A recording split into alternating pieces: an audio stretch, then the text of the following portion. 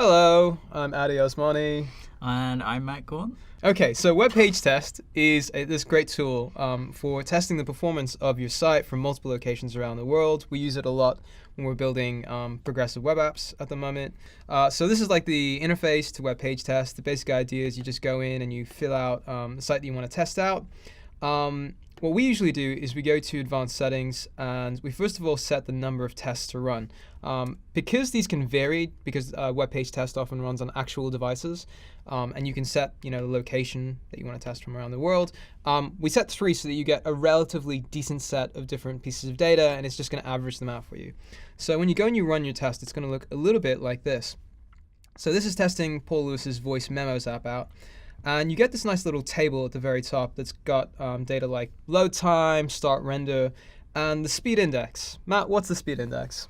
I believe the speed index is basically the visual completeness of the page relative to all the pages on the internet. You were right, sir. You were right. And it also includes like the timeline breakdown and screenshots, just showing you all that nice stuff. But for speed index, you basically want to try getting, for at least cable, as close to 1,000 as possible. Yep. And if you're targeting like 3G, you're looking at maybe around 3,000. And I'd also argue on the repeat view, you should basically be getting as close to like 0 as humanly possible. Like repeat view is basically like the page, everything's loaded once, everything should be in the cache, so you should literally be pulling everything from the HTTP cache, and it should be super fast. And in this case, Paul Lewis is using Service Worker, so you'll see that he's getting a pretty decent speed index, which is good. So just try to get that as low down as possible. When you're in your advanced settings page, you'll also notice that there's a section called connection. Because a lot of the time your users might be on the go, they might be like on the train or like running away from the cops or something, I don't know. You should probably also try out the 3G settings and see how well you're doing there. So just select mobile 3G, go and run your test again. And that will look a little bit like this. So very similar to the page we had before. You'll notice that the speed index score is now changed. So this is still, it's under 3,000. It's doing pretty well. Speed index for repeat view is also gone up. It should probably be a little bit lower. I think it's nice basically to get something that is out of your control. I think that's the main reason why I use this. Is it's something like my environment where I'm running these tests can't be affected. It's just Web Page Test is an independent party, so it's good. It's good. It's solid. So another thing that we usually check is the capture video option. So capture video is also in advanced settings. Just capture, start the test. And when you do that, you'll get this video. So on that tab that we were on before, you'll notice that there's this little link called Film Strip View. Click that. And it'll actually give you a film strip showing you all of the frames that were captured over time. And this is super useful for actually getting to see things like first meaningful paint. So here we can see at around 2 seconds, we actually got like some of the top toolbar being drawn and the material design fab icon. We have some text. We've got a loader showing. And you can see the progression through to, I would say 4 seconds is about when you get your proper first meaningful paint in place.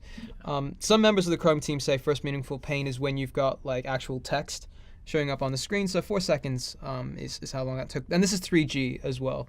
Paul Lewis does really well on the cable scores for this stuff.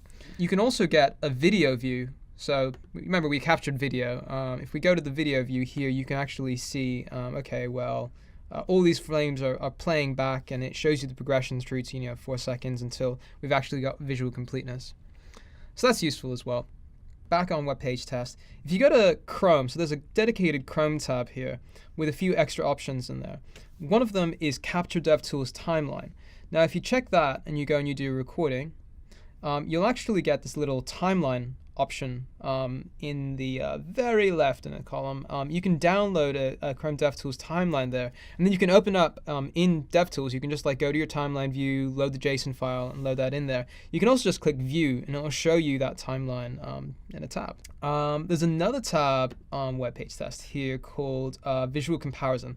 Now this is super useful for like, let's say you've got some assumptions you want to check out, like you've got a new UI that you want to ship, and you want to see how much how well it compares performance-wise to your old one, or like you want to see what the impact of ads are on your page and stuff like that. Like it's good if you had like staging versus release, and you've done a load of performance work. You want to make sure that you are actually doing well. Because I'm a jerk, I'm just going to use this to compare the performance of like some of the apps our team have been building. And it looks a little bit like this. So I've got Paul Lewis, Jake, Kinlan, and me.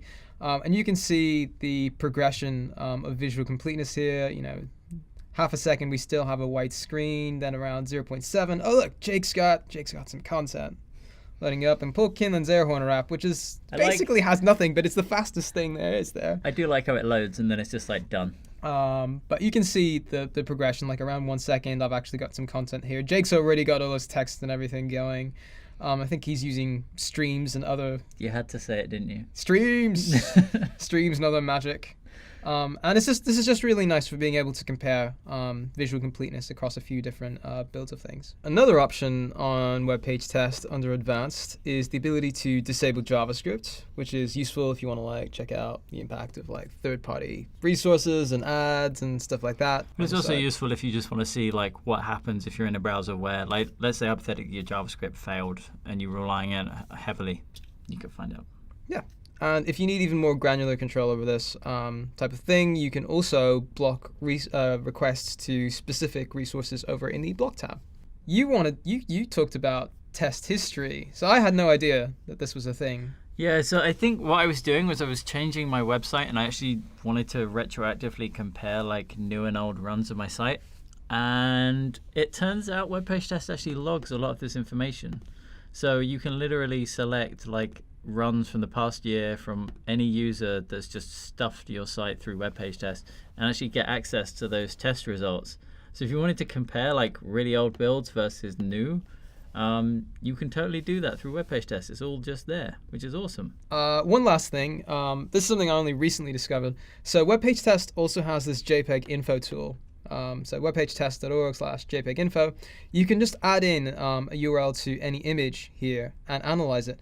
And what it'll actually do is it'll show you like what compression savings you can get by going for lossless compression or changing up the image quality to something a little bit different to what you've got right now, like size 8, like 85 in this case, which is still saving you bytes on the original 140K image. But it's just a nice little extra thing web page test does.